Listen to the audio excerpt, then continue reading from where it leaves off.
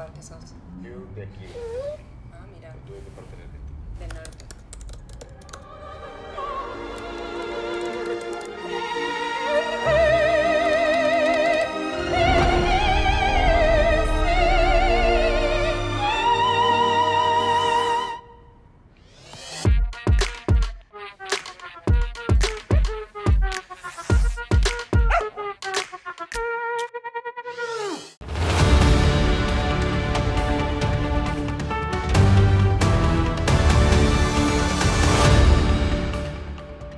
Komið sæl og velkomin í Spursmál, föstudaginn 24. maí. Nú lifa aðeins 8 dagar af baráttunni embætti forseta Íslands á Bessastöðum. Þann 1. júní göngum við Íslendingar að kjörborðunum. Við höfum verið að birta kannanir hér hjá Morgunblaðinu. Maskína birti áhugaverða könnun í gær sem að varpar ljós á það að fylgi frambjóðenda er á mikilli hreyfingu. Við munum að sjálfsögðu fylgjast með því hér á vettvangi Spursmála hjá mbl.is og í Morgunblaðinu næstu daga og á mánudaginn komandi þá munum við birta næstu könnun sem að prósent vinnur fyrir Morgunblaðið. Ég mun síðan hér í lok þessa þáttar ræða við Arnar Þór Jónsson sem að vermir 7. sætið meðal þeirra 12 frambjóðenda sem í framboði eru til embættisins. En það víðar sem að menn ætla að ganga á kjörborðinu núna í sumar.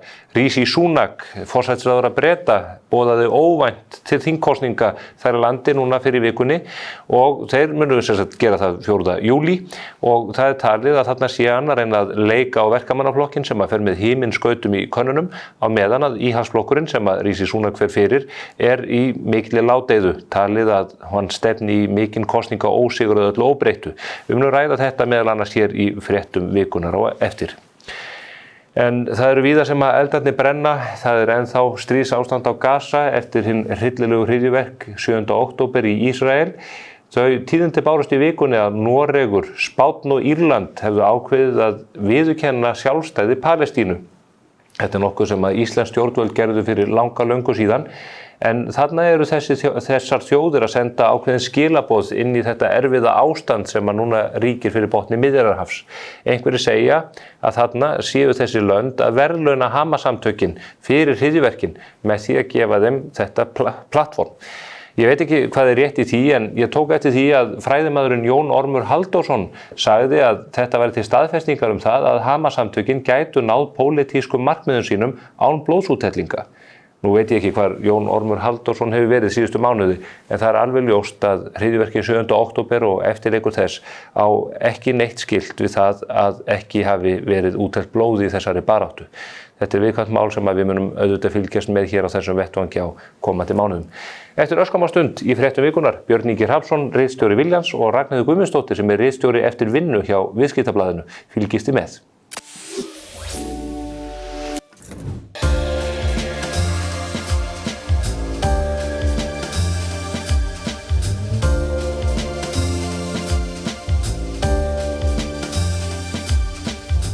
Herragarðurinn klæðir þig vel.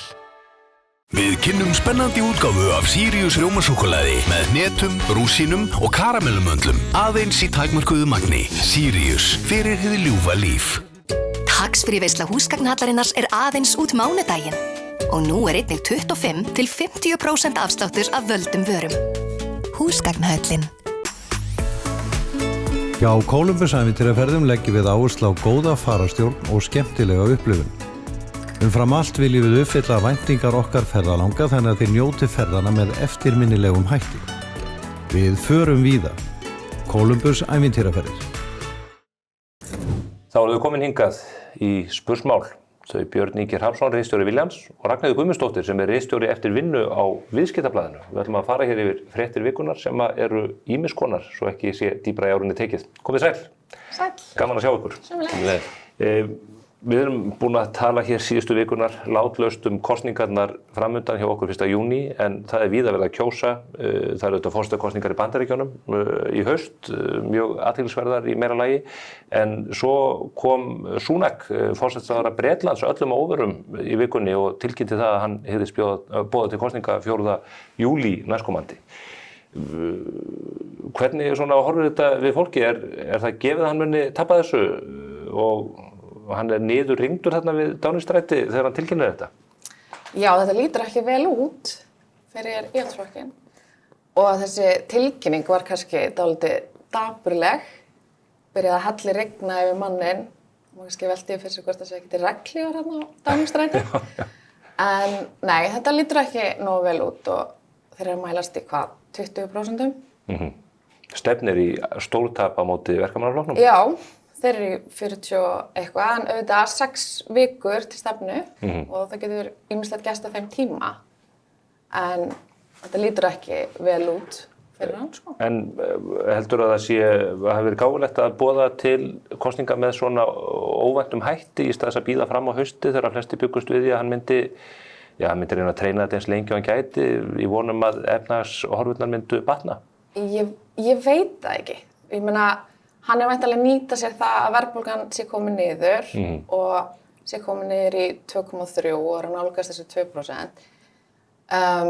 Vill kannski ekki láta neyða sig í kosningar. Ég meina, þessum 5 árum er að ljúka og í síðasta lagi í janúar verða þeir að vera kosningar.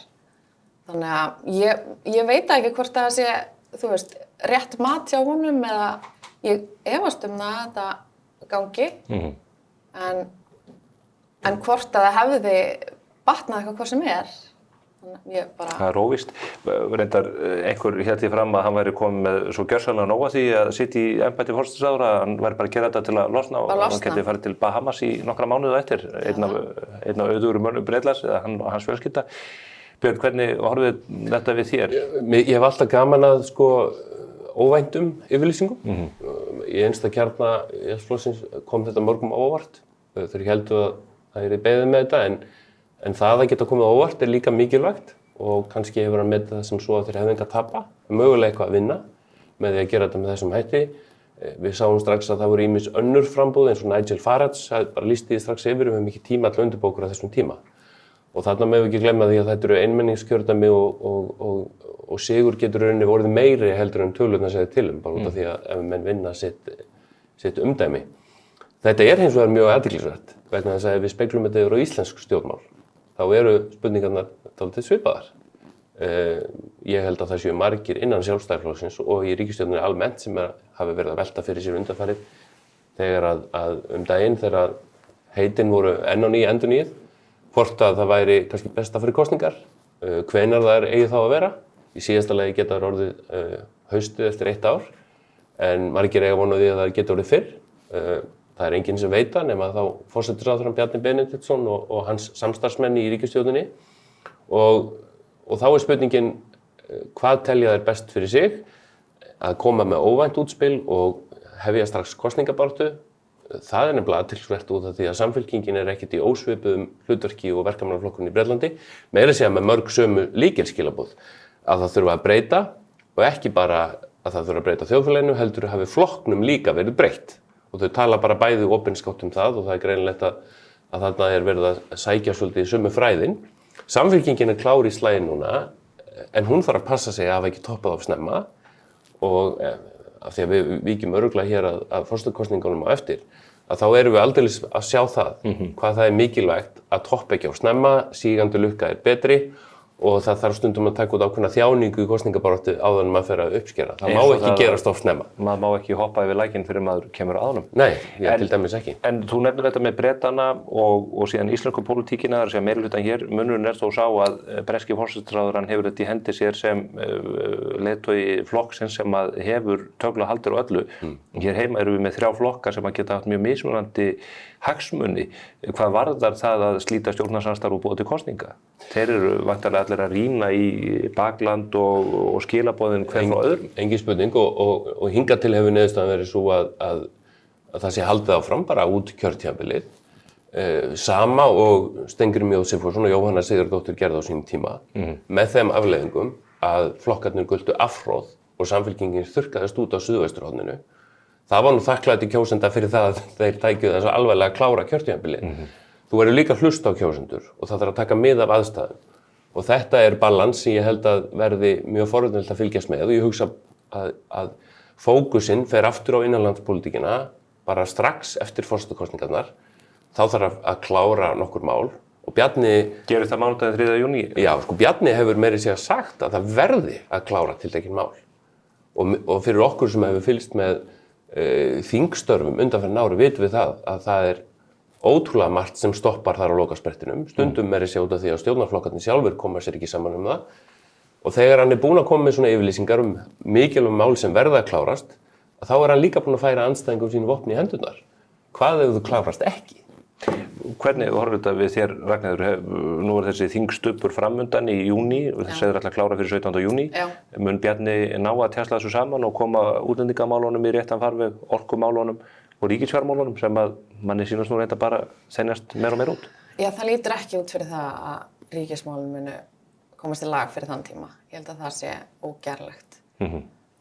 Og ég veit ekki, þú veist, með útlendingamálin, það er svo margt sem að og þetta er svo svipuð vandamál. Þú veist, það er efnahagur hér og í Breitlandi.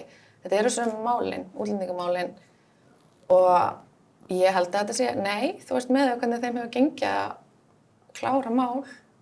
Það lítur þetta ekkert sérstaklega vel út og jafnvel verð hér, þeir eru Sjálfstæðisflokkurinn með 18%. Þannig að Við erum að fjalla á forsíðu Moggans í morgun varðandi hvalveiðimálin þar sem að nýr matvælaráðherra ætlar bara að láta það reka á reiðanum út í óendanlega og greinilega að klára þá atvinnugrein eða Kristján Loftsson í nafni þeirra atvinnugreinar. Mun Sjálfstæðisflokkurinn kyngja þessu núna ólíkt því sem hann virtist ætla að gera þegar Svandís Svavarsdóttir var með þetta á sinni könnu? Ég veit það ekki, sko. Þú veist, það gæti alveg verið. Það er ekkert sem bendir til þess að Sjálfstæðisflokkurinn sé að taka þessa stóru slagi.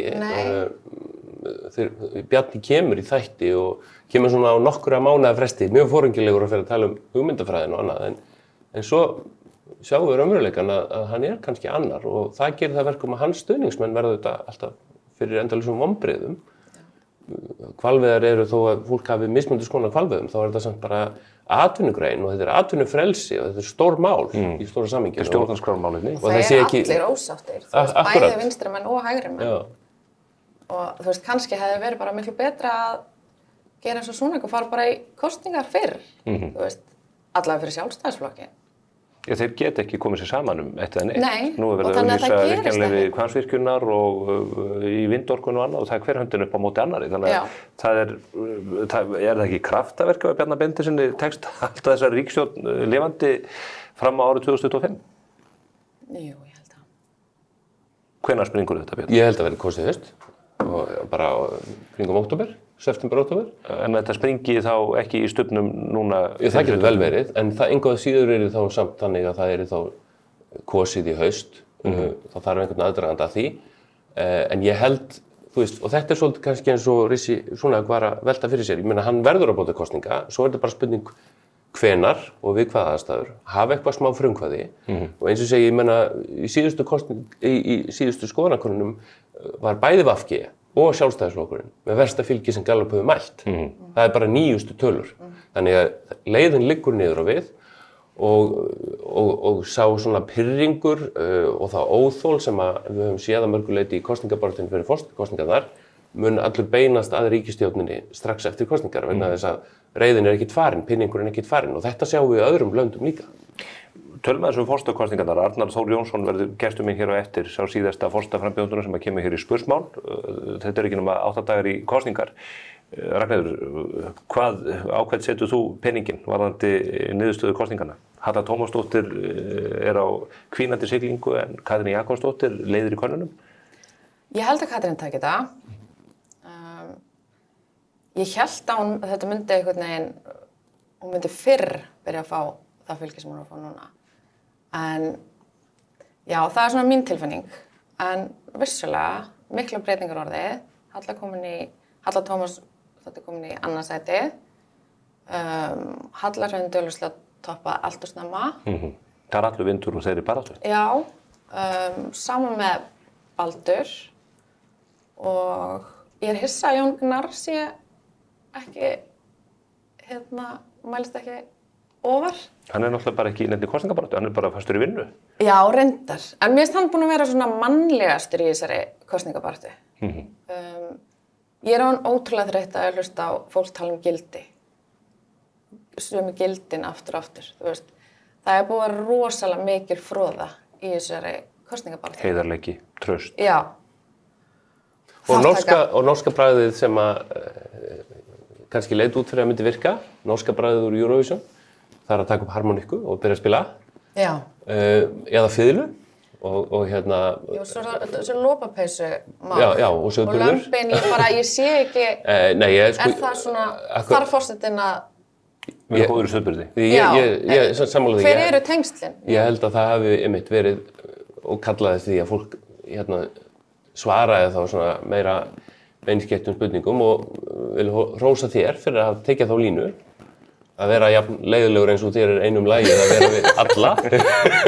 Þetta bara á færi mjög fára, það get ég sagt.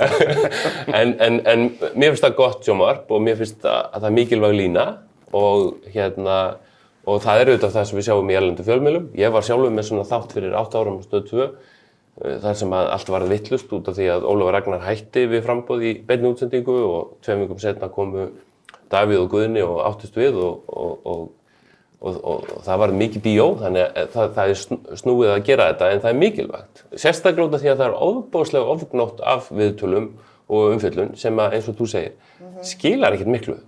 Bara það sem er verið að tala svona einhverjum frösum og ég held að fólk sé mjög þreytt á þessum frösum. En það var merkilegt fyrirgefum. Nei, ég ætla að segja, ég held líka að margir frambjóðendur hefur gert mistök með bara að vera óheiðarlegir. Svara ekki spurningum, þú veist, segjast ekki muna hluti og leggja áherslu á einhver atriði. Þú veist, það voru svo margt skrítið í þessari baráttu. Bara tala fóstureyðingar, bara kemur þessu embætti ekki neitt við. Það er reynda mér að kenna. Já, ég veit að þetta er ekki það sem ég að segja. Og samkynhneigð, þú veist, ég held að bara er ekki allir til í samkynhneigðan forseta. Það er 2024, bara hverjum er ekki sama. Ég held að flestir væri bara stoltir af því að vera með samkynhneigðan forseta en við getum ekki kosið einhvern af því hann er samkynhneigður. Ég reyndar að segja eins og í sambandi við það mál, Baldur Staðar sem vilja þessar kosningabaráttu að hann hefur einhvern veginn gagnrýnt það óvænt að menn hafi gert samkynhneigða umræðu efni í tengslu við embættið en það er nú fyrst og fremst hann og hans framboð sem hafa í raun og veru reynt að nýta sér það. Talað að þetta væri... Og Baldur er spennandi frambjóðandi, meðal annars út af þessu. Já. Þannig að ég bara sammála því ég tel að það getur verið að sé einhver örfáir sem er að gera kynhneigðina hans einhver aðaltræð. Það er algjör minnihluti. Við búum bara í mjög frjálslyndu samfélagi þar sem að stærstur hópur er ekki að gera sér neina ræll út af því. Finnst þetta bara mörguleiti spennandi og þetta svona sameiginlega framboð hans og Felix. Já. En ég ætla að gefa þeim það, sko, þeir eru ennþá að mælast svolítið með einhvern kjarnafylgi og það held ég að sé líka Katrín að gera en við höfum séð á höllunum tveimur hversu laust fylgi er hrikalega laust þegar til stykkisins kemur og fer bara, getur einn sjónvarpsþáttur, einn vondur dagur, eitthvað mál getur bara feykt í burtu og ég held að Halla Hrund sé fórnarlamb þess að fólk taldi hann að vera einhver tiltekinn frambjóðanda sem kannski bara er ekki til raunveruleikanum. Bara einhver glænýr, ósnortinn af nokkru, hefur ekki nein tengsl í neitt og bara kemur full sköpuð og hrein. Já, akkurat. Síðan er bara raunveruleikin ekki þannig. Hún er bara manneskja eins og við hinn og á vini og kunningja og hefur tekið þátt í störfum og þarf þá að svara fyrir það bara eins og allir hinnir. Og það er merkilegt að það hefur ekki tekist nægilega vel. Þetta er þó það jafnt hjá þeim þremur sem eru áskorendur Katrínar að ekkert þeirra er augljóst til þess að segja, heyrðu, ég bara gefst upp. Öll eiga sér einhvern möguleika út af þessari... Og það mun ekki draga sig út núna? Nei, og þess vegna minnka mjög miklu möguleikar á því að það verði svona taktísk kosning og stundvísmenn Baldurs er ekki til í að taka undir það að Halla Tómasdóttir sé eina sem geti og ekki Hallur Hindar heldur og þar með er þetta allt svolítið svona spennandi og ég held að það sé ótrúlega spennandi. Já, og spennandi að sjá hvernig það ætla að nýta síðustu vikuna. Þú veist, hvort þið séu að fara að skipta taktík eða... Já, þurfum ekki, ég meina þetta snýst Katrínu eða einhvern annan. Þeir sem ætla að reyna að höggva í hennar fylgi eða komast upp fyrir hennar þurfa einhvern veginn að selja sig sem þann kandidat sem að eigi þennan raunhafa möguleika. Já. Að fólk sem ætla að kjósa taktískt verði að velja En þá ertu að gera ráð fyrir að landsmenn muni kjósa taktist. Ég held bara, og í síðustu kosningar sýndi okkur að fólk gerir það ekki neitt. Fólk gerir það með Höllu Tómasdóttur gegn Guðna 2016. Já, sko, athyglin var öll á slagsmálum hans, pólitískum slagsmálum hans og Davíðs Oddssonar. Og það var ekki slíkur fókus á Höllu Tómasdóttur. Hún fór undir radarinn, jók fylgi sitt jafnt og þétt, en var ekki að svara fyrir erfið mál. Já, en meira en jafnt og þétt, því að hún fékk 18% í könnun 2 dögum fyrir kosningar og endaði svo með 28%. Nú við vorum að kynna könnun og Maskína kynnti könnun í gær sem sýnir að hún að nálgast 19%, núna þau 8 dagar í þetta. Maður gerir ráð fyrir því að svona sögurskýring þeirra sé svo að hún geti þá jafnvel fleytir ofan en 28% hafi hún þennan tíma til þess. En þá mátti ekki glemma því að Guðni TH sem hafði farið með himminskautum misti líka töluvert mikið fylgi. Það var ekki það að Davíð Oddsson væri að missa mikið fylgi heldur og þetta bara mjög forvitnilegt og ég sá að Hjörtur Guðmundsson stjórnmálafræðingur var að ræða þetta í gær að það væri rauninni bara af því að það eru fleiri núna sem eru í þessum svona þéttapakka sem gerir það verkum að það sé ekkert slæmt að Katrín sé að mælast með kringum 25-6 og hinn í kringum 16-18 vegna þess að það sé bara hlutfallslega eins og þetta hafi verið á sínum tíma. Vegna þess að ef hún fær þriðjungsfylgi, segjum að sigurvegarum fái í kringum 30%, hvort sem það plús eða mínus, þá það bara mjög sambarlegt og Vigdís Finnbogadóttir fekk þegar hún var kjörin 1980 í mjög þéttu kapplaupi sem að munaði ótrúlega fáum atkvæðum á. Það var bara sjónarmunur. Já. En eins og með Höllu Tómasdóttur og fylgir núna, eitthvað sem bendir til þess að hennar sókn geti haldið áfram eða gerist ekki bara í hennar tilviki eins og hjá Höllu Hrund að vindurinn fer úr þessu á jafn skömmu tíma og hann kom í baráttuna? Ég held að það þurfi ekki að vera. Hún heldur örugglega bara áfram því sem hún búin að vera að gera því það augljóslega að virka. En ég held hún geti alveg ennþá bætt við sig einhverju fylgi. Ég held hún eigi alveg eitthvað inni. Hún var einhvern veginn ekkert til umræðu bara lengi, þú veist. Já, hún var að mælast með 4% og hallaði sér aftur og sagði að ég ætti að fara í kappræður og manni fannst það nú svona full svona mikill korgeir að halda því fram að kappræður getur breytt þessu en svo gerist það. Og það gerði það og hún kemur bara mjög vel fyrir, hún var mjög frambærileg manneskja og fekk þetta mjög mikið fylgi fyrir 8 árum þannig að það engin spurning að hún á töluverða möguleika á þessu. Nú mun það gerast hins vegar af því að hún að hækka þetta miklu fyrir kosningadag.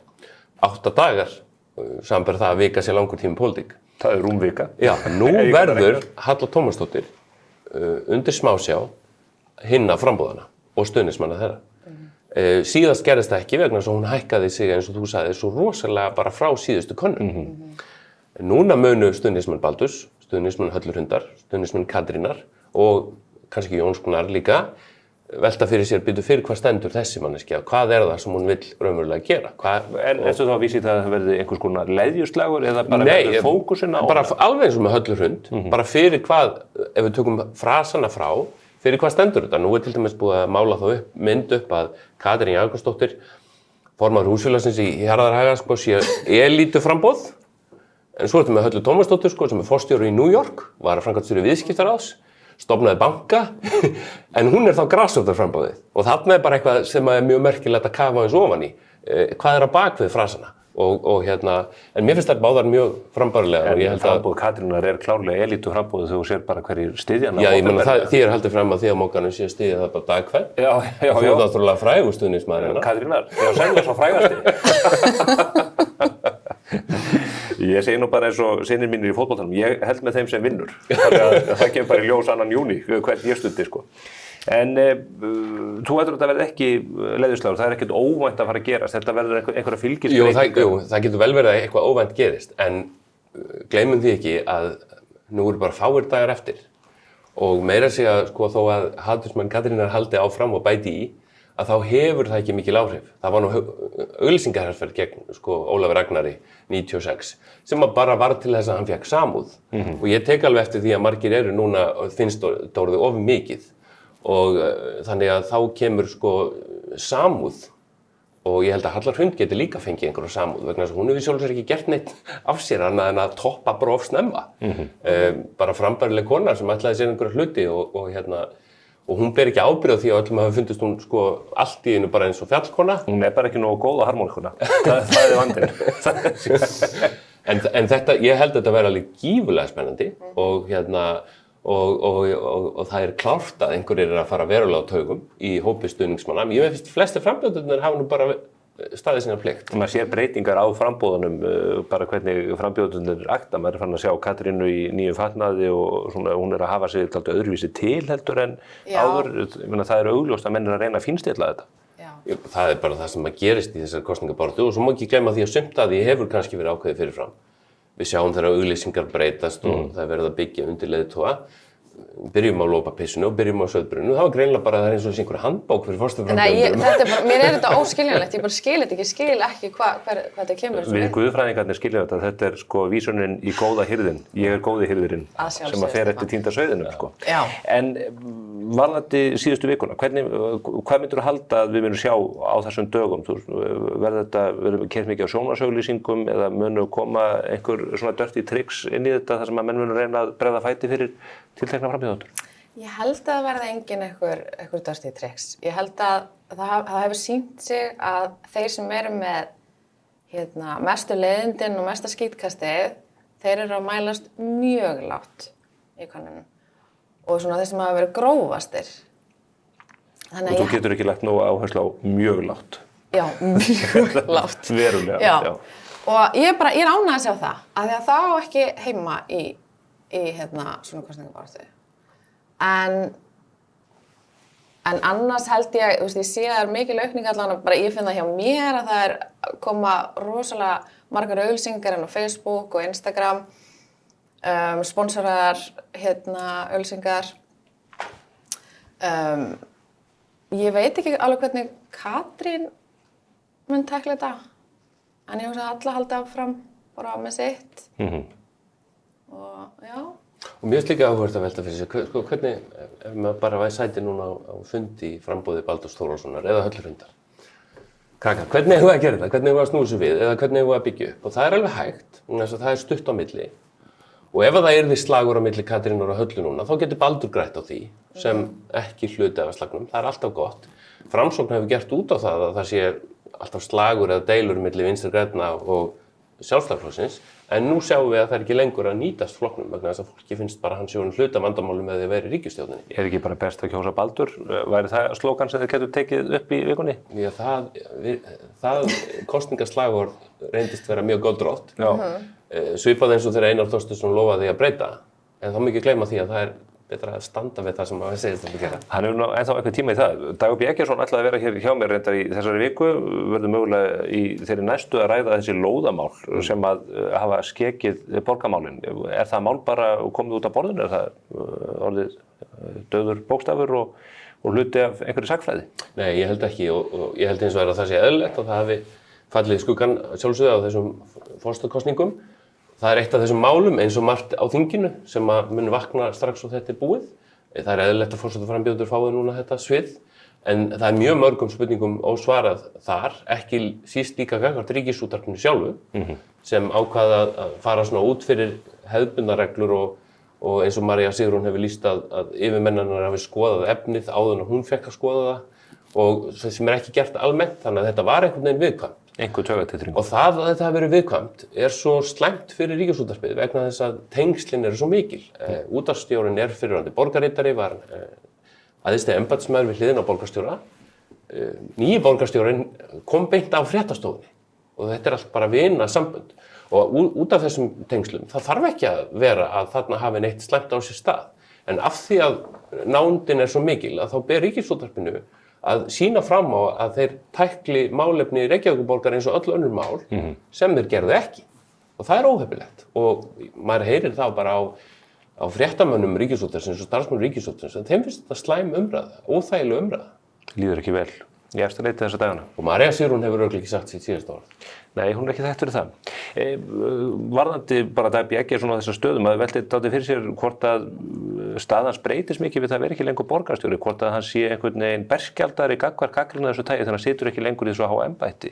Nú er hann orðaður til þess við landsmálin og það að hann geti leitt annað kjördæmi hér í Reykjavík á móti Kristrúnu Frostadóttur. Heldur það geti haft áhrif á hans stöðu? Já, ég held það. Og ég held að þetta máli, auðvitað er þetta eitthvað sem þarf að skoða betur. Þú veist, þetta hefur greinilega tíðkast að vera að gefa lóðir. Og auðvitað í bæði málin, hvort sem það RÚV eða þessi lóðamál er bara eitthvað sem þarf að skoða betur. Og ég náttúrulega skil ekki hvernig Dagur gat verið svona lengi með borgina, þannig að þú veist, það er greinilega eitthvað þarna sem hann hefur eitthvað sem ég skil ekki og kannski mun það virka líka ef hann ætlar á þing, sko. Fyrir landsmálin? Það er engin spurning að hann er að fara í landsmálin. Er það ekki bara augljóst? Og það er bara mjög mikil tækifæri fyrir Samfylkinguna, líka miklu ógnir. Hann er bara umdeildur og snjall stjórnmálamaður og það er bara miklu kostir og gallar.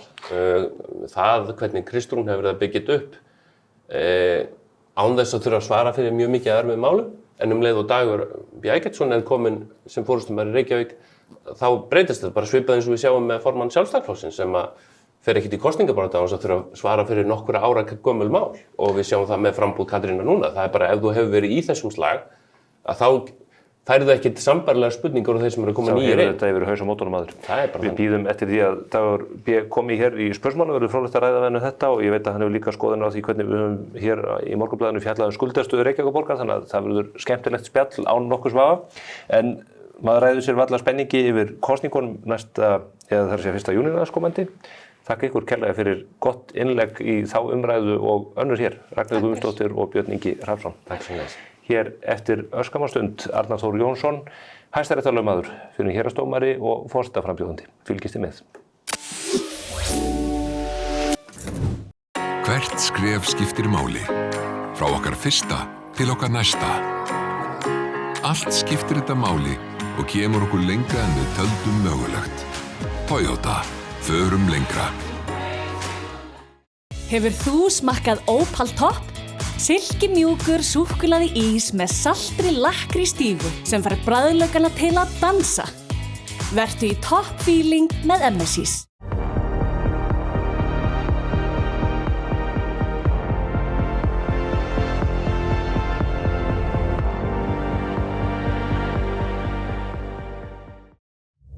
Hekla. Njóttu þess betur að grilla í sumar með Weber. Það jafnast einfaldlega ekkert á við það. Weber á Íslandi, weber.is. Þá er hann kominn hingað til mín í hádegismóana. Arnar Þór Jónsson, hæstaréttarlögmaður og fyrrum héraðsdómari. Hann auðvitað núna forsetaframbjóðandi og ég ætla að ræða við hann næstu mínúturnar embættið og hvernig hann sér fyrir sér að gegna því ná hann kjörið þann 1. júní næstkomandi. Velkominn, Arnar Þór. Takk fyrir kærlega. Þú varst fyrstur frambjóðandi til að bjóða þig fram eftir að Guðni T.H. Jóhannesson tilkynnti að hann hygðist ekki sækjast eftir endurkjöri núna í ár. Það var aðeins, ég leyfi mér að segja örfáum klukkutímum eftir að kallinn lét sprengjuna falla. Já, við hjónin vorum að ræða þetta núna bara í fyrrakvöld og kona mín rifjaði það upp og ég get sagt frá því hér, ég hef ekki sagt frá því annar staðar, að við fórum til Philadelphia í Pennsylvania fylki í Bandaríkjum í byrjun nóvember. Og ég sá þar meðal annars frelsisbjölluna, Liberty Bell. Ég skoðaði þar stjórnarskrá Bandaríkjana. Ég fór á safn sem var helgað þeim sem hafðu lagt grunninn að Bandaríkjunum og sjálfstæðisbaráttu Bandaríkjana. Og hún segir við mig í fyrrakvöld þar sem við sitjum og erum að svona bara fá okkur kvöldkaffið. Þetta olli einhverjum vatnaskilum hjá þér, segir hún við mig. Og ég held að það sé rétt og hún hefur það eftir mér, og ég man þetta ekki sjálfur, að í flugvélinni hafi ég sagt eitthvað á þá leið að mér finnist að sá tími gæti komið að ég þyrfti að mögulega bjóða mig fram til opinbers embættis á Íslandi því að við séum í raun og veru að heyja sjálfstæðisbaráttuna okkar upp á nýtt. Og ég held að þetta geti verið rétt, að ég skynjaði það að það brennur þarna á þessum stað í Bandaríkjunum ákveðin svona logi, frelsislogi, og ég vil sjá hann loga glatt og glaðar á Íslandi. Þannig að þegar að Guðni tilkynnir þetta, þá var þetta létt verk og löðurmannlegt fyrir þig að taka þessa ákvörðun? Já, það má segja það. Ég hafði til þess auðvitað stuðning minnar áskæru eiginkonu, en ég fann það líka í hjarta mínu að ef það eitt einhver tímann að taka þetta að sér, að þá myndi ég gera það núna. Ég vil gjarnan að þessi málflutningur og þessi rödd heyrist. Ég tel að sé víða vegið að sjálfstæði lýðveldinsins okkar. Nú fögnum við í ár 80 ára afmæli þess. Ég ekki viss að við munum sjá það verða 100 ára með sama áframhaldi og ég meina það. Bara það líðundur lok? Ég held að það gæti hæglega gerst. Ég held að fullveldi okkar að fjara það hratt undan því á seinni árum.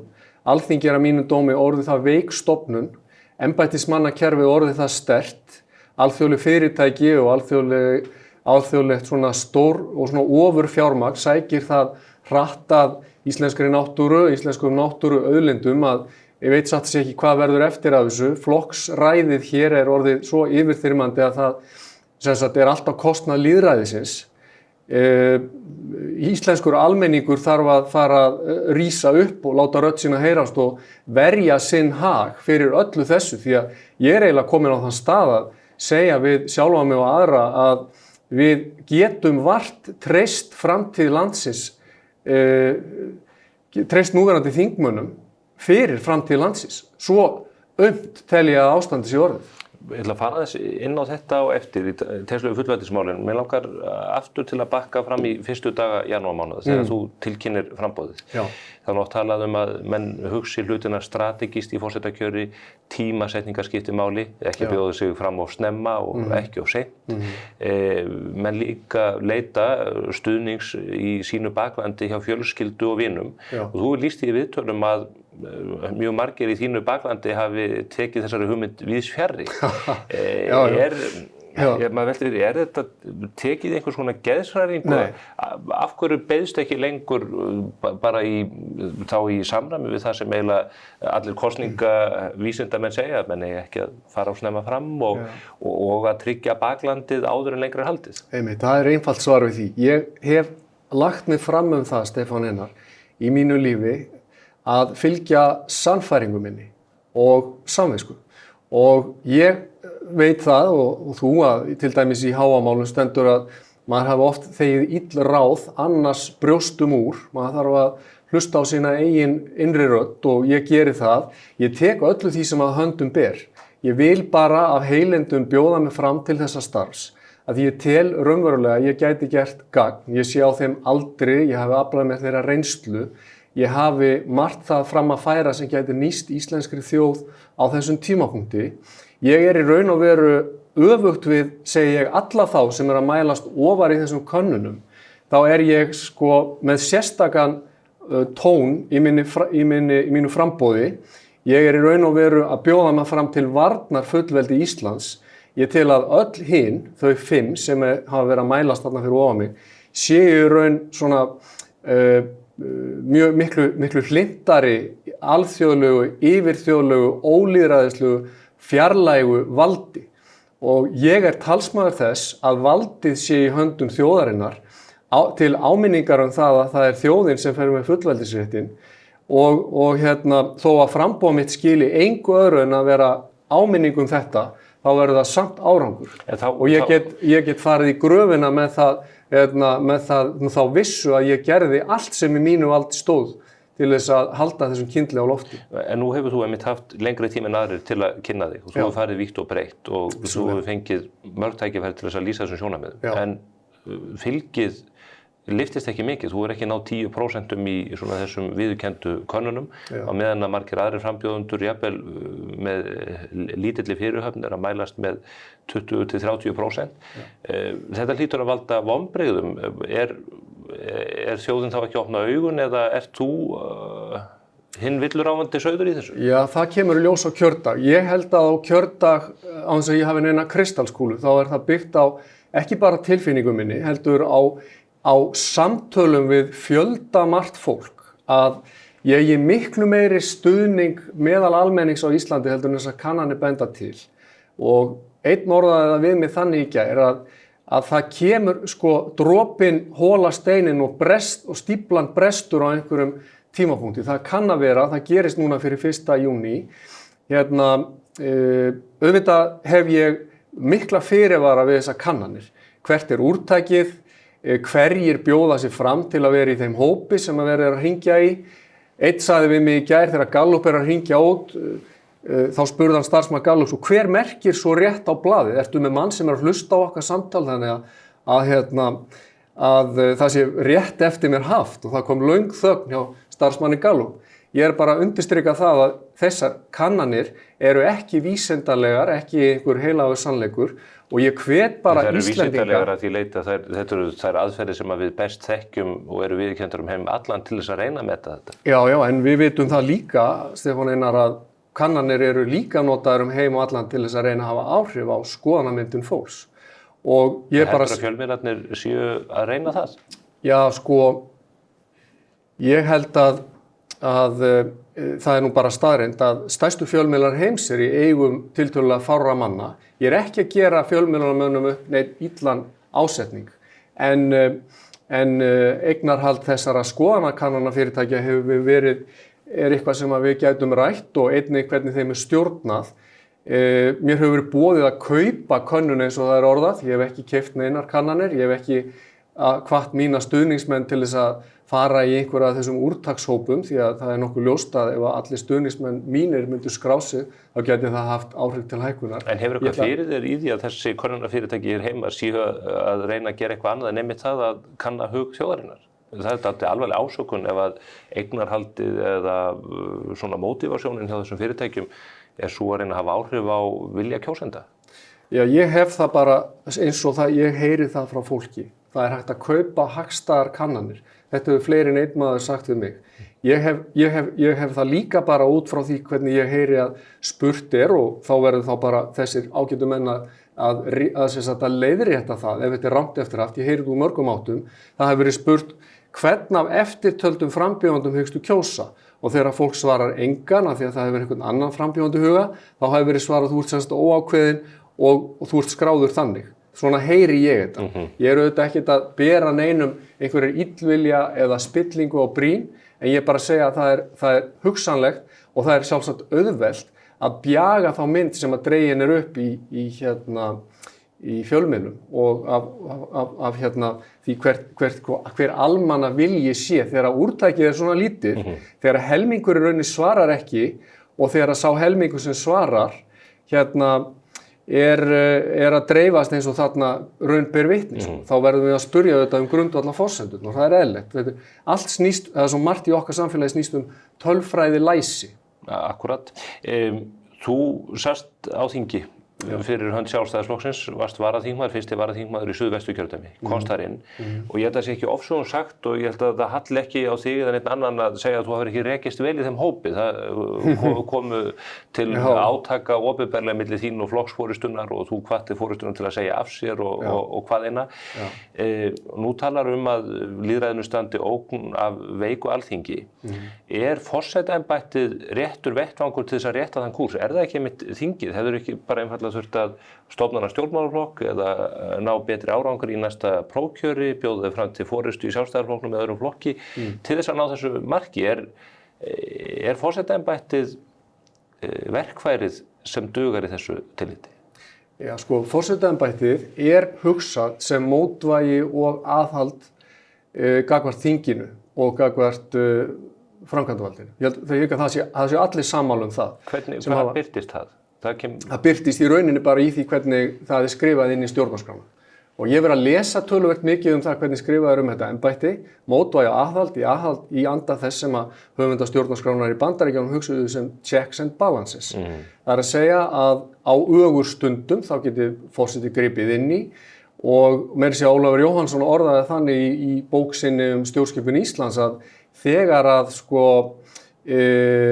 það eru uppi óvenjulegar aðstæður í stjórnkerfinu á Íslandi að þá sé ekki hægt að gagnrýna forseta fyrir að beita því formlega valdi sem hann hefur samkvæmt stjórnarskránni. Þetta sagði Ólafur Jóhannsson, lagaprófessor, og ég tel að það séu uppi óvenjulegar aðstæður á Íslandi. Og þið formlega vald sem þú ert að vísi, þú ert lögmaður og finnur dómari og dósent í lögfræði. Hvað það í stjórnarskránni sem þú ert að vísi sem hinn formlegu völd sem að forseti getur beitt við þessar óvenjulegu aðstæður sem þú kallar svo? Ég tel til dæmis að það sé býsna brýnt orðið að forseti eigi alvarleg samtöl við ráðherra til að mynda inn á ríkisráðsfundi, kalli ráðherra fyrir þangað inn til að ræða brýnustu stjórnarmálefni Íslands. Mér sýnist að það sé ekki vanþörf á því að svona stuðla að einhvers konar siðbót í íslenskum stjórnmálum. Forseti gæti gert athugasemdir við það að framfari og af stað fari hringekja þar sem að ráðherra látist vera að axla ábyrgð á verkum sínum en setist svo bara nokkrum dögum eða vikum liðnum í annan ráðherrastól. Forseti samkvæmt stjórnarskrá skipar ráðherra og veiti þeim lausn frá embætti.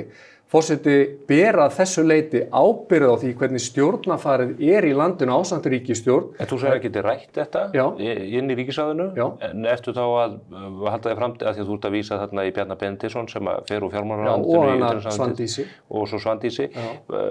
Ertu að segja að þú getur ímyndað þér þá stöðu kom upp að þú myndir einfaldlega neita að skipa viðkomandi? Já, ég meina þetta. Því að ég tel að þetta séu óvenjulegar aðstæður. Ég tel að stjórnmálamenn á Íslandi hafi of lengi umgengist í rauninni lýðveldið Ísland eins og það sé einhvers konar einkafyrirtæki þeirra. Það eru samgróningar augljósir á milli stjórnmálaflokkana á Íslandi. Valdið tilheyrir ekki þessu fólki. Forseti sem eini þjóðkjörni maðurinn á þessum ríkisráðsfundum þarf að gæta að hag almennings í landinu, gæta að velferð þjóðarinnar, verja okkur fyrir einhvers konar ofstjórn, ofríki og spillingu. Hann getur verið rödd heilbrigðrar skynsemi þegar svona aðstæður koma upp. En eins og með ráðherrana, ef þú myndir sem forseti við þessar aðstæður segja, nei, heyrðu fjarlægi, sko, þú getur hætt hér sem fjármálaráðherra, þú ert ekki að fara að verða utanríkisráðherra hér á minni vakt, allavega ekki strax. Þetta bara stríðsyfirlýsing. Já, ég held að sé bara allt í lagi að þetta viðnám sé veitt. Ef við ætlum að vera trú stjórnarskrá okkar með öllu því sem í henni felst, með checks and balances, þá held ég að forseti á svona stundum, bara sem dæmi, þurfi að vera raunverulegt viðnám. Þá segir fólk við mig, já, forseti fer ekki með neitt vald, út af hverju ekki, af því hann fer ekki með neina ábyrgð. Nú, hvaðan hefur það? Þá vísar fólk í dönsku stjórnarskrána, þar sem að menn eru sammála það greinilega að konungur hafi ekkert vald af því hann ber enga ábyrgð. Öfugt við það segi ég að þá ber forseti lýðveldisins Íslands að mínum dómi ríka ábyrgð. Hann ber að vísa ekki skaðabótaábyrgð og hann ber ekki refsiábyrgð, það les ég út úr stjórnarskráni, en mér sýnist algjörlega ljóst af öllu og allir hljóta að vera sammála að hann ber lýðræðislega ábyrgð, hann er lýðræðislega kjörinn og hann ber faglega ábyrgð, hann er kjörinn á grundvelli sína persónulega eiginleika og til dæmis ef ég er kjörinn sem forseti lýðveldisins, þá myndi fólk kjósa mig vegna þess að það treystir minni dómgreind, mínu lagalega bakgrunni, minni yfirsýn til þess að standa þessa vakt og vera ekki skrautfjöður, ég held að sé alveg ljóst að hann á ekki að vera það og ég myndi treysta mér til þess að fara í svona samtöl og ef það þróast út í það að hann þyrfti að neista milli mín sem forseti og ráðherra í ríkisstjórn, þá er það allt í lagi. Ég verð ekki þvingaður til að skrifa undir skipunarbréf til dæmis ráðherra, ekki frekar en ég get þvingað ráðherra til að skrifa undir bréf sem að ég ætla að fara að leggja fram. En ef að þú opnar á þetta box, ég ætla ekki að nefna neitt sérstakt box í því sambandi. Ertu þá ekki að koma þinginu og ríkisstjórninni í þá stöðu að í hvert sinn sem að menn eru að taka ákvarðanir að þá þurfum við að spyrja, heyrðu, hvað mun kallinn á Bessastöðum? Segjum þetta, við þurfum að fara og kanna hvort að hann sé til í þetta með okkur og þá vaknar spurningin. Erum við þá ekki bara að taka hér upp einveldi eins og á Kópavogsfundinum? Nei, alls ekki, vegna þess að stjórnarskráin er alveg skýr með það. Ég gæti aldrei lagt fram frumvarp og fengi það í gegn á mitt einstæmi því að ég þarf alltaf þingi með, alveg svo þingi þarf alltaf að forseta með. Þetta er samstarf, mótvægi og aðhald eins og ég sagði áðan. En ég held að sé mjög gott. Þetta er algjörlega ný sín á það hvernig embættið fungerar. En klassísk sín líka vil ég meina. Og ég tel að engin maður, engin stofnun hafi slæmt af því að njóta aðhalds og eftirlits. Ég segi, það eru mjög skær viðvörunarljós blikkandi yfir höfðum Íslendinga. Og bara eitt dæmi, bara glænýtt þetta lagareldismál. Hvernig má það vera að það hefur komið fram frumvarp það að þetta afhenda þarna leyfi ótímabundin, framseljanleg og veðsetjanleg án þess að nokkur maður inn á þinginu að séðverði hafi gert reist andmæli við því. Ég held að gagnsæi, aðhald, eftirlit og umræða sé á öllum tímum góð. Hér eru menn að höndla með fólksinn sem að veitir þingmönnunum umboð sitt. Almenningur, já, ég er sammála því, Stefán Einar. Almenningur hefur vissulega aðhaldshlutverk en við vitum það auðvitað að almenningur í Íslandi er svoleiðis blóðmjólkaður af skattyfirvöldum og eftirlitsyfirvöldum og svo framvegis að menn mega hafa sig allan við hér til að vinna myrkran á milli og geta ekki með góðum móti fylgst með öllu sem streymir í gegnum þingið. Staðreyndin er svo að einu sinni þingmennirnir okkar hafi ekki eftirlit með því sem að streyma hann í gegn.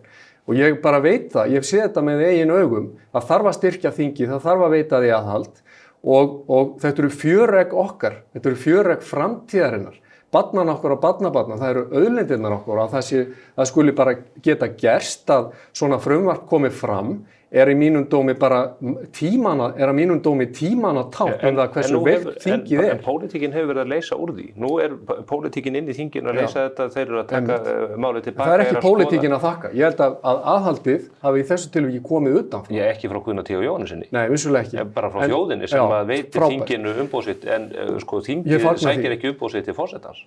Alls ekki, en ég bara vil undirstrika það, bara svo að allir áhorfendur þessa þáttar, spursmála, þeim sé það ljóst. Alþingi Íslendinga stendur mjög veikum fótum eins og þetta er í dag. Þingræði sem allir forsetaframbjóðendur tönnlast á hérna er auðvitað dýrmætt, en ég tel að það sé að víkja hér á Íslandi fyrir því sem ég kalla ráðherraræði. Ástæðan fyrir því að ég þreifst illa innan Sjálfstæðisflokknum er að ég vildi í samræmi við stjórnarskrá lúta minn eigin sannfæring og samvisku. En ég skynja það auðvitað inn á þinginu, þá er mönnum ætlað að gangi í takt. Ég er aðhyllist ekki taktgöngu ræfilsátt. Þetta er nýjasta orðið sem er í minni orðabók. Já, þurfa menn ekki samt að geta fundið einhver takt ef það er hver og einn bara í sínum enga hernaði inn í þinginu og með sín mála. Ég er algjörlega sammála þessu, en í prinsippmálum, og þá er ég að tala það sem snýr að fullveldi Íslands, sjálfstæði Íslands, vernd auðlinda okkar, ég tek það fram að ég er ekki alfarið á móti lagar eldi, þvert á móti, ég er það alls ekki, en grundvallar atriðið er að það sé ekki verið að afhenda verðmæti fyrir lítið sem ekkert. Menn tala að þarna hafi verið 20 milljarðar sem átti bara skák út úr ríkissjóði bara sér svona, þetta hefði kostað 20 milljarða í Noregi. Af hverju standa þingmenn ekki vörðum hagsmuni okkar skattgreiðenda þegar svona er? Þú tekur þetta tiltekna mál og vilt meina að forsetinn hefði gripið þarna inn í og sett sumarskrúnamenn. Sveinn Björnsson. Og þú segir að þetta sé klassísk nálgun á samspil forseta og þings. Sveinn Björnsson, Ásgeir Ásgeirsson, Kristján Eldjárn, Vigdís Finnbogadóttir, Ólafur Ragnar Grímsson, Guðni T. Jóhannesson. Allt er þetta mjög klárt fólk með mikla reynslu innan úr stjórnkerfinu. Sveinn var lögfræðingur, svo dæmis ég tekið Ólafur prófessor í stjórnmálafræði. Engum þessar einstaklinga datt í hug að beita embættinu með þessum hætti. Að fara að veita aðhald og eftirlit gagnvart þinginu. Já, vera að kalla menn á ríkisráðsfund til þess að fara að hlutast til einstaka ákvæði í einstaka málefnum varða lagar eldi eða samgöngumáli eða menntakerfið eða hvað það er. En þá vil ég svara því að sérhver tími kallar á nýja nálgun. Nýjir tímar kalla á nýja nálgun.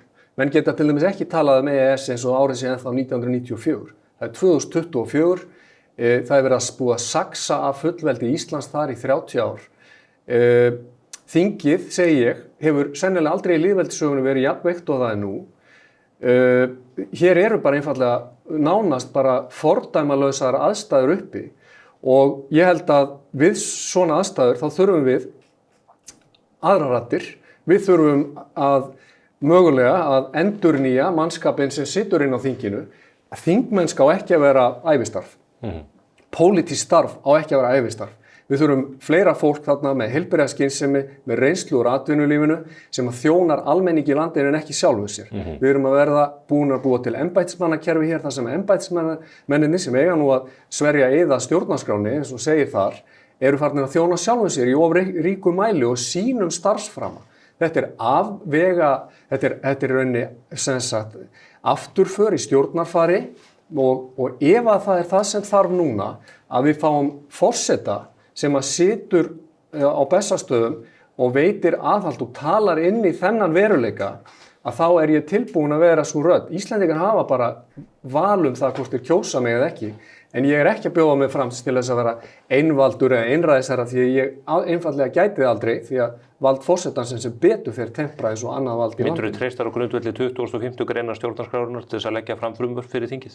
Já, ég myndi treysta mig til þess og þá er ég ekki komin út fyrir neinn ramma vegna þess að til dæmis ríkisstjórn Íslands hefur ákveðna skyldur samkvæmt stjórnarskrá og ef að ríkisstjórnin vanrækir það skyldur þá ber forseta að leggja fram frumvarp. Hvert er þið fyrsta frumvarpið? Hvert er þið fyrsta frumvarpið? Já, sko, ég ekki farin að hugsa svo langt. Ég lít auðvitað svo á, Stefán Einar, að þetta yrði algjört sko neyðarúrræði og ég myndi ekki fara af neinu gáleysi með þetta. Ég bara segja ef að þingið eða ríkisstjórn eru augljóslega bregðast skyldum sínum, ef að þau eru ekki að rækja stjórnskipulega skyldur eða eru að bregðast tilteknum hópum í samfélaginu, að þá myndi ég ekkert vera feiminn við það að beita þessu ákvæði. Þannig að auðvitað það gert þannig að ráðherra þyrfti að mæla fyrir þetta, en það ekki vandamálið. Ég bara vil ítreka það, ég tilheyri þeirri kynslóð lögfræðinga sem fekk að heyra að í lagadeildinni að 27. grein var dauður bókstafur, svo bara var hún það bara allt í einu ekki lengur. Þannig að ég vil bara ég held að það sé réttaröryggismál að almenningur í landinu geti lesið stjórnarskrána og nokkurn veginn treysti að það sem stendur sé lifandi bókstafur. Ég tek hins vegar eftir að fræðimenn í lögfræði, stjórnmálastéttin í landinu og fjölmiðlar margir hverjir virðast leggja mikla áherslu á það að gengisfella embætti forseta. Því hefur Ólafur Ragnar til að mynda andmælt, hann gerði það í þætti hjá Sigríði Hagalín Björnsdóttur fyrir stuttu, Sigurður Líndal með sama hætti andmælt í því að þetta veri eitthvað puntudúkku. Mér langar til að færa talið aðeins annað, það varðar sömuleiðis svona samskipti þín eða viðhorfið til stjórnvalda. Þú hefur verið mjög gagnrýninn á COVID-tímabili hér þegar stjórnvöld tóku sér mikið vald í mjög einkennilegum aðstæðum og þessi andstæða þín hefur meðal annars birst í umfjöllun og gagnrýni á bólusetningar sem að hér var ráðist í. Ef ég skil þér rétt og nú veit ég til þess að þú hefur sótt ráðstefnur í Bandaríkjunum ekki bara COVID-bólusetningar heldur bólusetningar almennt. Hvert viðhorfið til þessara mála? Eru við á einhverjum algjörum villigötum hvað þessi mál varðar? Já, sko, mitt viðhorf til bólusetninga almennt það að ég hlynntur bólusetning, bara svo það komið fram og sjálfur marg bólusettur, ég hef látið bólusetta börnin mín 5 og ég og kona mín, en að því sögðu þá blasti nokkuð við að þarna var á ferðinni eitthvað nýtt. Þessi mRNA-tækni hafi ekki verið reynd á fólki að því ég best veit. Hún hefur því miður gefist illa, ég held að megi segja það, að raunin hafi orðið vond af þessu. Við erum að tala um aukaverkanir, við erum að tala um það að það afhjúpaðist að það kom ekki veg fyrir smitt og kom ekki veg fyrir að fólk gæti smitað aðra. Þetta var náttúrulega það fyrsta, en svo birtast það í ofanálag vísbendingar aukin ennþá alvarlegri hluti. En það sem ég var að andmæla þarna voru ofríkis tilburði stjórnvalda. Nú er ég nógu vel lesin til að átta mig á því að hefðbundin læknisfræði byggist á þeirri forsendu að lyfjagjöf skuli beitt út frá einstaklingsbundnum aðstæðum. En þegar stjórnvöld ætla að fara að bera þá að borða að eitt lyf gagnist öllum í þessu tilliti, þá fór ég að lesa mig til og ég sá það bara strax að þetta var sennilega reist á mjög hæpnum forsendum. Ég var að hvetja til aðgátar, ég var að hvetja til umhugsunar, frjálsar umræðu. En hvað var í gangi? Var þetta einhvers konar samsæri eða hvað? Nei, það hef ég ekki sagt. Ég hef aldrei talað um að þetta sé einhvers konar samsæri, en ég held að það sem hefur gerst að menn hafa farið á taugum og flugmönnum kennt það. First thing to do in a panic situation, don't panic. Og ég held að stjórnvöld á Ísland og annars staðar hafi panikerað og brugðist bara við með því að beita alls konar stjórnvaldsaðgerðum sem að mínu viti yfirstigu þau mörk sem stjórnvöld eiga að gæta að í lýðræðis samfélagi. Hefurðu gripið inn í, hefurðu setið Bessastaði á þessum tíma? Sko, mitt framlag til þessara umræðu hefði verið að reyna að verja umræðuna. Því ef að vísindin eru eitthvað, þá eru vísindin einmitt efahyggja, lögmætt gagnrýni, eðlilegar spurningar og réttmætar og þá hefði ég viljað verja það í staðinn fyrir að reyna að útnefna einhverja menn í hvítum sloppum sem æðstupresta sem við ættum öll að hlýða. Æðstuprestar eru nú yfirleitt í hvítum sloppum eins og þetta í Róm. Ég sko í vísindakirkjunni, þá ég mótmælandi, alveg eins og ég mótmælandi í kristinni trú og þjóðkirkjunni, þá ég tel að þessi göfug hefð sem hvetur okkur til þess að einmitt að leyfa okkur að efast og spurja spurninga og hlýða ekki kennivaldi í einhverju blindni eins og reynt var að gera, að segja hér kennivaldið hefur talað, ykkar hlutverk bara að hlýða. Ég spyr út í þetta með samsæriskenningar eiginlega út af tilteknum máli sem að kom upp í viðtali í hlaðvarpsþætti hér fyrir stuttu síðan. Þá af ótrúlegum og einkennum eða fyrir einhverja tilvíðanir fóruð að ræða tunglgöngu Bandaríkjanna og þú ert í hópi þeirra sem að afneita því að menn hafi gengið á tunglin. Ég sagði eitthvað á þá leið, ég hef efasemdir því að þegar ég hef verið að skoða þessar myndir bara, þú veist, ég er ekki búinn að stúdera þetta en ég sé þetta bara svona þessu bregða fyrir á ferðum mínum ruslahauga internetsins. Þá ég sé svona myndir þar sem að skuggarnir á tunglförunum liggja í sitt hvor áttina og þess vegna bara nefndi ég þetta svona til gamans.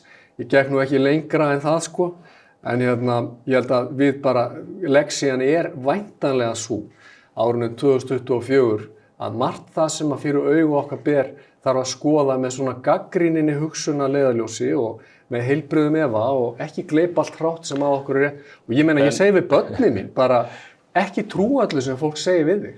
Spurðu spurninga og reynda að spyrja góðra spurninga en mér finnst takturinn í samfélaginu, kannski í COVID-inu og kannski í nútímanum dálítið þá átt að við eigum að hlýða og ekki að spurja. Ég andmæli þeim kúltúr. En ertu þá bara, að því ég áhugasamur þetta sjálfur, ertu efins að menn hafi gengið á tunglinu 1969? Ég hef enga sterka skoðun á því til eða frá. Ekki endilega sterka skoðun, þú hefur lýst efasemdum á það. Já, mér finnst bara sjálfsagt að lýsa efasemdum það eins og annað. Mér finnst frábært svar. Félagið mér fór til Jamaica í útskrift, það 1992 eða 1 og hitti þar heimamann á ströndinni og þeir fóru að segja að menn fara til tunglsins, hann sagði bara no way, the moon is a private place, man. Og mér finnst það bara gott svar. Mér finnst bara allt í lagi að fólk bara efist og horfi gagnrýnum augum á það sem að fyrir augum ber. En ég velti fyrir mig bara því að þú talar hið erlenda vald, stórfyrirtækin, flokksræðið, og þetta síðan með bólusetningar og annað, þetta svona lyktar dálítið af einhvers konar samsæriskenningu. Það? Já, eins og kannanafyrirtækin sem þú segir, kannanafyrirtækin sem þú segir að séu ekki að vinna að því að draga upp rétta mynd af mælingum og afstöðu fólks heldur jafnvel að reyna að hafa áhrif á niðurstöðu kosninga. Já, ég held þetta eru samsæriskenningar. Það ein leiðin til að stimpla auðvitað og jaðarsetja. Ég vil að við frekar... Þú ert að stimpla kannanafyrirtækin, þetta eru stimplanir í báðar áttir. Já, það sem ég að segja. Ég tel að við Íslendingar megum hafa ákveðnar efasemdir og gera vissa fyrirvara við það sem birtist okkur í svona könnunum. Án þess að ég vilji vera bera eigendum eða stjórnendum þessum fyrirtæki eitthvað illt á brýn. Ég ekki að því. En mér finnst bara sjálfsagt að við höfum ákveðnar efasemdir, sérstaklega þegar að það birtist eins og mér í daglegu lífi mínu að ég hljóti eiga miklu meira fylgi inni heldur en þetta bendi til. Þetta samdóma álit mjög margra sem ég tala við. En er það ekki samdóma álit allra sem að fara í framboð þeir hljóti að vera með besta fylgið? Jú, örugglega og ég auðvitað vona það besta í þessu tilliti. Þetta Steinunn Ólína haldi hún sem 40%. Örugglega, já, bara frábært og vonin dýrmætt, við megum ekki taka vonina frá fólki. Nei. Og eitt af því að viðhalda voninni, það að vita til þess að við ráðum okkar eigin för sem einstaklingar og sem þjóðir og við megum ekki vera svo bláeygir Íslendingar, ekkert frekar en aðra þjóðir að ímynda okkur að heimurinn sé þannig að allir vilji séu okkur vinnveittir og séu bara komnir til að hjálpa okkur. Allt í heiminum, í raun og veru, sérstaklega alþjóðleg pólitík og varðstaða hagsmuni þjóðar snýst hagsmunagæslu. Og það bara eðlilegt að við sem einstaklingar verjum þá musteri okkar sem líkaminn. Við látum ekki þvinga okkur eða kúa okkur til þess að taka inn lyf eða láta sprauta okkur með eitthvað sem við teljum að sé okkur ekki til bóta. Við látum ekki þvinga okkur til að trúa fréttaflutningi alveg fyrirvaralaust. Við látum ekki telja okkur trúum að stóru alþjóðlegu risafyrirtæki sé endilega bestu vinnur okkar í heiminum eða að stærstu stórveldi samtímans séu okkar bestu vinir og ég held að við Íslendingar brendum okkur nú svona og fengum nú svona ákveðið svona wake-up call á vondri íslensku árið 2008 var það ekki eftir hrunið, þá sáum við það að við áttum nú bara býsna að fá að vinna í heiminum. Þannig að hagsmunagæslu áminningin alltaf mikilvæg og ég bara segi það aftur, við börnin mín farið út í lífið ekki auðtrúa, spurjiði spurninga, efist. leyfið ykkar rödd að hljóma. Það bara eðlilegt fyrir frjálsan einstakling og ég tel að það sé líka eðlilegt fyrir frjálsa þjóð að minnsta kosti meðan sú þjóð vill verja sitt eigið frelsi. Ég veit að þetta boðskapur sem að þú hefur verið að flytja undanfarnu eða síðustu mánuði og mynd gera núna næstu 8 dagana eða svo fram að kosningum. Ég óska þér góðs gengis á lokasprettinum, Arnar Þór, og þakka kærlega fyrir komuna hingað í Spursmál. Takk sömuleiðis. Þá ekki meira á vettvangi Spursmála þessa vikuna. Í næstu viku rennur upp kosningavikan sjálf og við verðum hér á föstudaginn næsta með samantekt á þeim málum öllum. En áður en að því kemur, þá mun mbl.is og Morgunblaðið bjóða upp á kappræður milli frambjóðenda hér í hádegismóum og það verður sendt út á fimmtudaginn komandi. Sjáumst heil.